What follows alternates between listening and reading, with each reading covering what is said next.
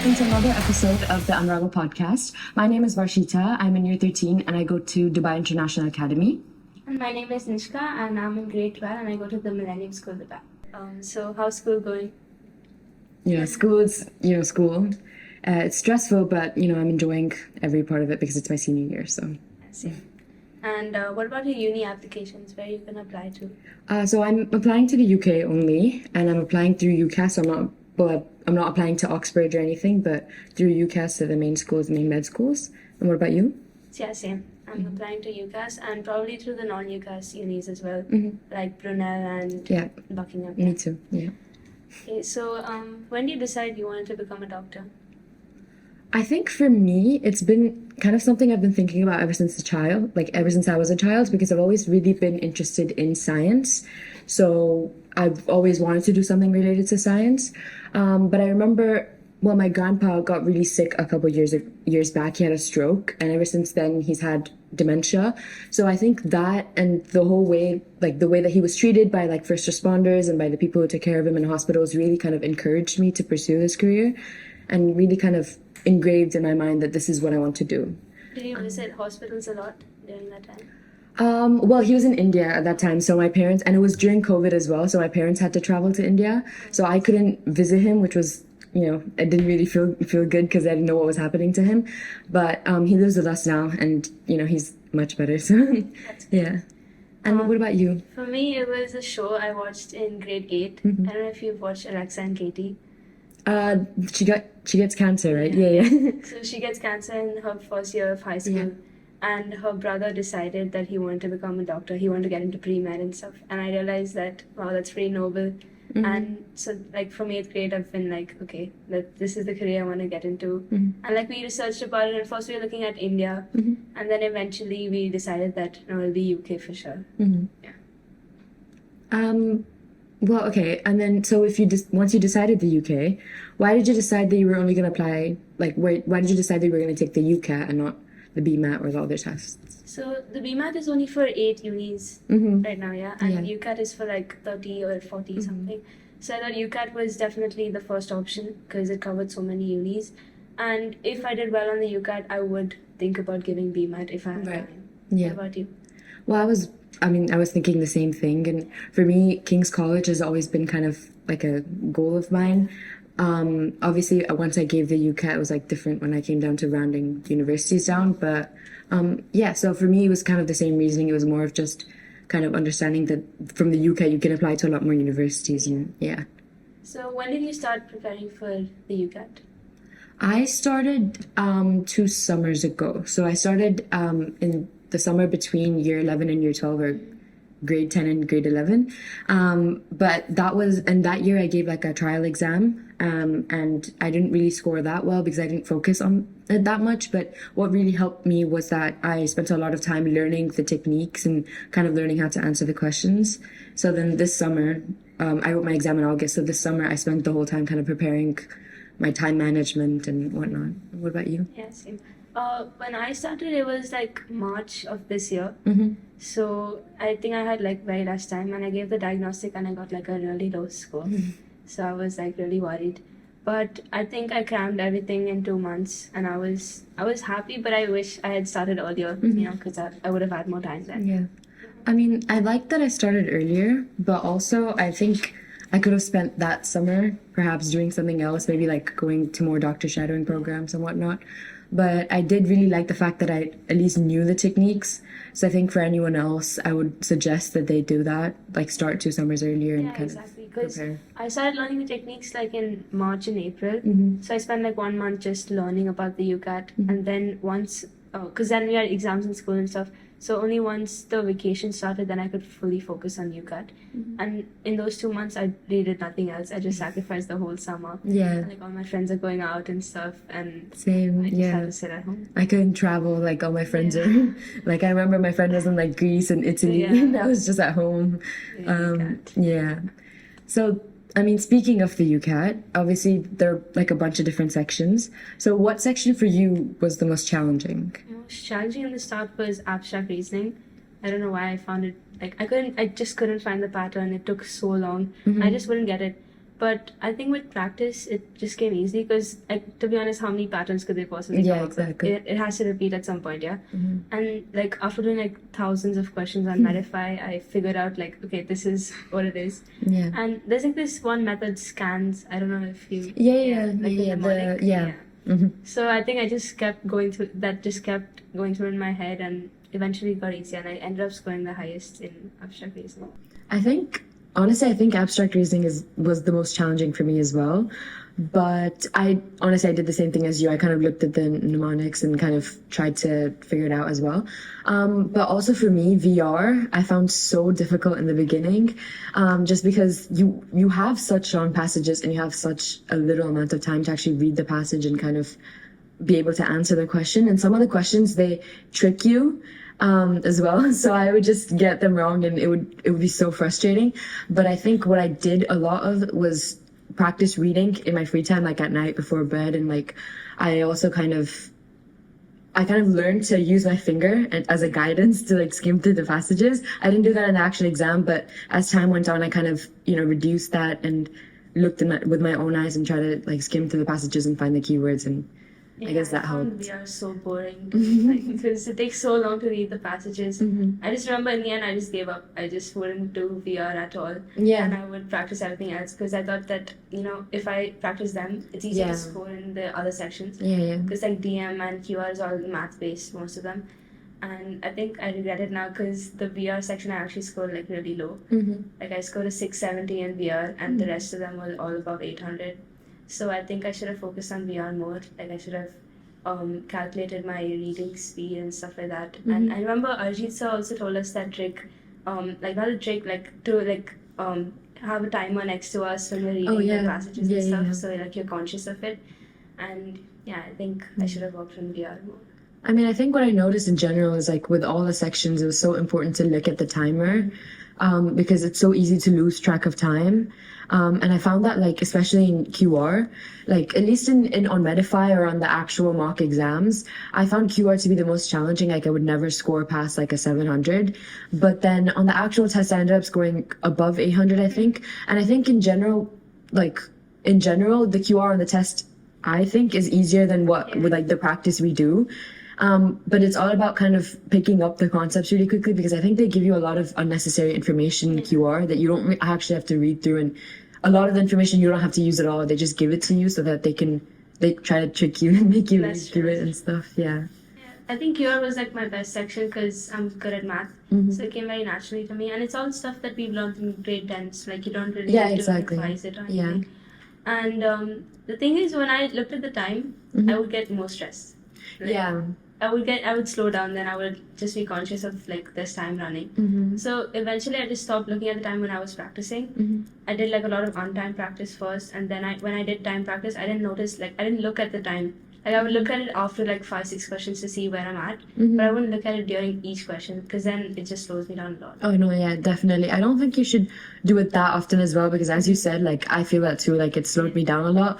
But every once in a while, just when you remember that the timer is still there, I just look up at it to just see which questions I should skip. And I think like that's so important, like flagging questions and moving on, especially questions that are like really long, and like also using the shortcuts, because actually like moving the mouse and clicking on it is like it takes so much more time than people give credit to.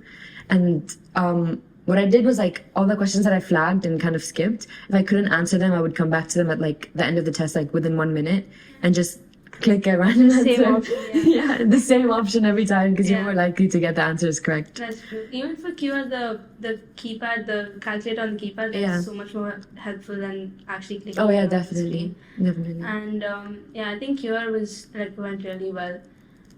What about DM? How do you find DM? I think for me, decision making was my best one in terms of like when I was practicing, and also on like the mocks from the actual UCAT website. But on the actual test, I don't know if I just got a bad test, but my DM was much harder than what I've ever done. And I didn't score as highly in DM. I think, honestly, DM was my lowest, even though it was my highest in my practice. But I think that just kind of shows that it's best to be prepared for everything. You can't just like I mean, like, because for me, because DM, I was scoring well in the practices. I didn't practice DM that much and I didn't look over it that much. So obviously when I got a challenging test, I couldn't finish it and I couldn't like do it to my best ability. So I think like, as you said with the VR as well, it's so important to like not forsake any of the sections. And Yeah, DM, I think the most annoying thing was the syllogisms. Like, Oh yeah, because yeah, it's like 5 questions in one question. Yeah. It's like true or false questions. And even if you get 4 right, you get like partial marks. Exactly. And it was so annoying. yeah. I think the Venn diagrams were good though. They were Yeah. just easy. Yeah.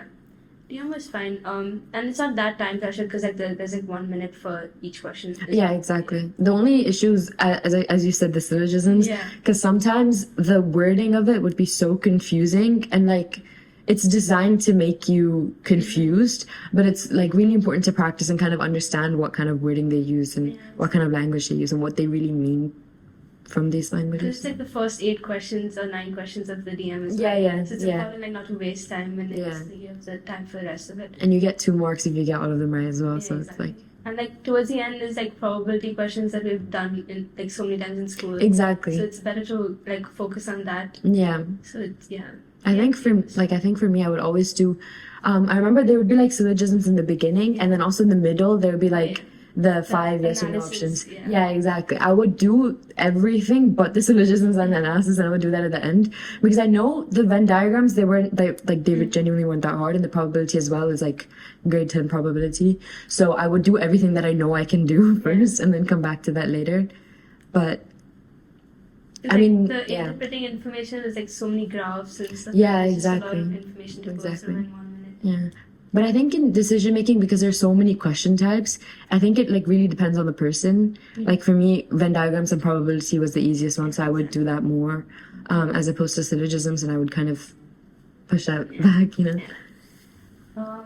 And what about situational judgment? Like, how do you prepare for that? I mean, I read through the Good Medical practice like guideline from GMC, but I found that was really helpful in kind of understanding what they expect from you. But really, like, the best thing you can do is actual practice, because sometimes I remember in the beginning I was very frustrated because it was like they'd give you scenarios and you'd answer how you think you should respond, but that's completely wrong. So then obviously that was like a bit of a challenge for me. And like the way we think is very different from the way people in the UK think. Yeah. And like doctors think. So it was important to like understand how they work. Exactly. Yeah. So we had to like read a lot of books and stuff. Yeah. And I scored a band 3 in like the first diagnostic. Oh. So I was like really demotivated. So I focused a lot on SJ, but in the end I scored a band 1, so I was pretty happy. Exactly. I scored a band 1 too, and I think it was kind of it's really important to like prioritize everything in your head. Like the patient is the first priority no matter what. Confidentiality is the first priority, and then comes really everyone else. So like it's kind of understanding like the hierarchy of how you respond. And I think if you like know that, then situational judgment shouldn't be that hard. Yeah, it's mostly like the question as if you're a junior doctor or like a medical student. Yeah. So you just have to look at it from that perspective, and you have to understand like your seniors are the senior doctors and stuff. They're more important, obviously, and stuff. Yeah. And it's kind of like important to know how to like when to escalate issues. Like if you're working in a team and if there's something going wrong, it's kind of like you don't take it directly with your superior. You have to try and resolve it within your team. And when you report the issues. Exactly. So it's kind of like you get to know a lot about the experience of like either being a medical student or being a junior doctor or being a senior doctor or whatever. So I think reading books really helped with that, because all the books that we were given from UniHawk, it was all in the perspective of a junior doctor. Yeah. So that really helped. I mean, what were your methods of preparing for the UCAT though? Okay, so I watched this one video where this guy said UCAT isn't like a marathon, it's a sprint, because you have to do everything in one go. And you know, like sprinters take breaks after each sprint, right? Yeah. So you can't practice UCAT for a long time, like 2 hours, and then not take a break and then another 2 hours. So I made sure like every section I did, like the QR is like 25 minutes a section or something like that. So I did a section of QR and then a section of DM. So I wouldn't do like 2 hours of QR and 2 hours of DM. I would split it down to the section wise, and then I would take a lot of breaks in between after completing like all the 4 sections. What about you? I mean, I think honestly, it's the same thing for me because it's such a like mentally challenging exam. You have to be present the whole time just because of the time constraints and everything. So I would do it for a while and then take a break and then do it again and take a break. And honestly, in the beginning of my preparation, I focus a lot on VR just because just because I thought that was a priority for me, because I noticed that was my lowest. And then after that, I kind of started to focus more on AR. So I like went by my weaknesses and then I went to my strengths less. And that's exactly what I said with the decision making. That's why I focused so little on decision making because I didn't think that I would need that much preparation.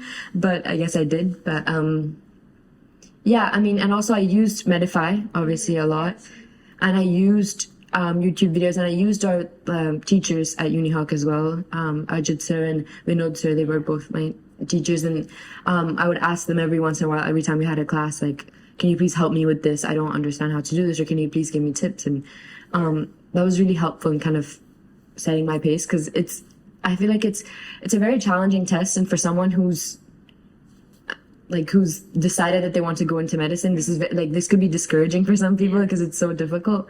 But it's important to have a good support system. I think that a lot of people go into it thinking that, oh, this is my only option, this is like my last option and stuff. And they freak themselves out before the test and during the test, and they end up scoring like really low. So I think my advice to them would be like to calm yourself down a lot before the test, and like give it like any other test like you've given, like give your full to it. Obviously, there's a lot of preparation that goes into it, so you have to give that in. But like, don't take the test. Don't think of the test as anything bigger than what it actually is. Exactly. If you do think of it as something big, then you're not gonna end up performing that well. Exactly. So I mean, like, what I found really important was to find your own methods for each of the subtests. Like for VR, it's more about skimming through the test, and for QR, it's like improving your like mental maths and kind of your ability to use the calculator and stuff like that. And I think for AR, because you score really well on AR, so like you could like share some tips on that. Yeah, I think it just be practice. Like towards the end, I would just do AR because I was scared I wouldn't score that well. And in all of the Medify mocks, I don't know if you noticed, but like AR was always like kind of lower than everything else. So that kind of like annoyed me a bit. So I focused on that towards the end, and I like crammed in a lot of questions of AR. I tried to like, the band on Medify that shows how many questions you have left. Oh yeah. I tried to make it reach to the end. So I think I really worked really hard for AR and QR because I got these sections you could easily score, and VR I just didn't like give that much effort because it was boring and but I think I should have. But I think the thing with VR, some of the passages may not be necessarily interesting to everyone because a lot of it's history, a lot of it's, like here and there. And I think with AR, what I did was, I don't know if you did this, but I saw in a YouTube video, and also Mr. Vinod told me to do this. I wrote down every pattern I saw. And like by the end of it, I had like, I don't know, like 200 patterns just written down. And like the day before the test, I was flipping through all of it. But then when you go to the actual test and you can recognize the patterns, it makes your life so much easier. That's true. Especially because in AR, you don't have that much time. You have 50 questions in 12 minutes. So, AR is very time pressured. Like, you just have to find the pattern and, like, click. Yeah. So, like, five, at least each question has, like, a set. So exactly. Like, it's 5 at the same time. And, you told me you did 2 summers of UCAT prep. How did that go? So obviously, like, I mean, the first summer, it's not really like, you don't have to sit there and do a lot of work. Just whenever you find time, maybe on your weekends or maybe like just an hour every day, just sit there and go through what it takes to do each of the subtests.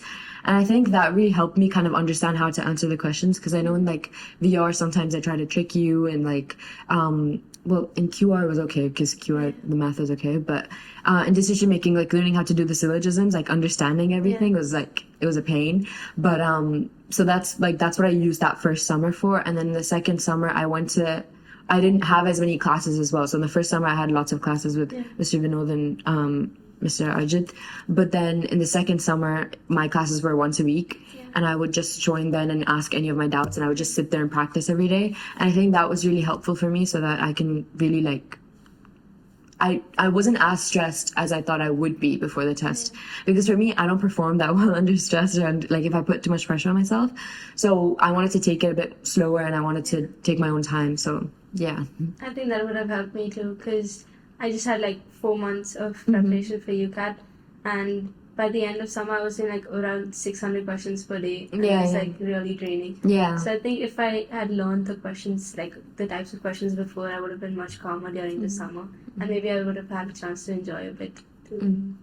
I think what I would say is like, obviously you have Medify and it has so many mocks and so many questions. So what I did was like, I did all of them, and then maybe like the 4 weeks leading up to my exam, every weekend I would do one of the actual official tests. Yeah. So because I think like those are the closest to the actual exam. And I think you like test D, yeah, the last one was like the closest one I have to my actual score. Same. So like, yeah, I would like suggest doing that as well, kind of spacing it out, and yeah.